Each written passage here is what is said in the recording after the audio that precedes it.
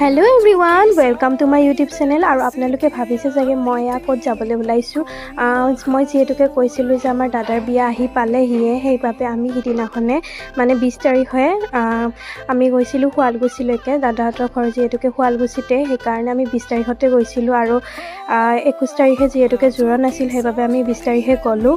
আৰু তাৰ দুদিন পিছত আকৌ সৰস্বতী পূজা আৰু গণেশ পূজা, সেইবাবে আচলতে বিয়াখন ড্ৰপ দিয়া হ'ল। আৰু তাৰ 24 তাৰিখ আৰু 25 তাৰিখে বিয়া আৰু ৰিচিপশ্যন আছিলে, সেইবাবে আমি আগতীয়াকৈ যাবলগীয়া হৈছিল।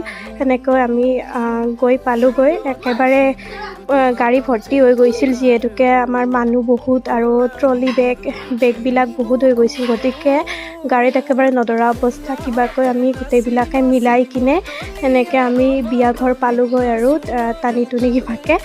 আৰু বিয়াৰ ব্লগ আহি আছে, গোটেই ডে 1 ডে 2 কৰি কিনে ক্লিপবিলাক লৈ থোৱা হৈছে, কিন্তু এডিট কৰি দিয়াহে হোৱা নাই, যিহেতুকে বহু সময় এনেকৈ বিয়াতে গ'ল ন, সেইকাৰণে তাতে থাকিব লগা হ'ল। আৰু তাতেতো এডিট কৰাটো সম্ভৱ নহয়, সেইবাবে এনেকৈ ব্লগবোৰ ৰৈ আছে। যি নহওক, ডে 1 ডে 2 কৰি দিম। আপোনালোকে কেৱল চাব ভিডিঅ'সমূহ আৰু মোক ছাপোৰ্ট কৰিব।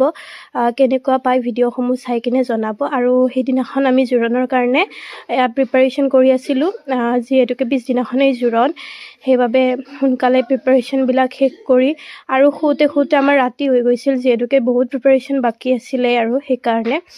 পিছে এতিয়া মই ঘৰলৈকে উভতি আহিলোঁ শুৱালকুছিৰ পৰা, যিহেতুকে মোৰ পৰীক্ষাও আছে।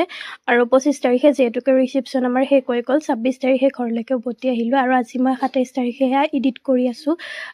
কালি ৰাতিহে আহি পাইছোঁ মই, আৰু সেইবাবে এডিট কৰা নহ'ল। আৰু ৰাতি পিছদিনাখনে এনেকৈ এডিট কৰিব লগা হৈছে। আৰু এয়া জোৰোণৰ বাবে মেকআপ লৈ আছিলোঁ আমি।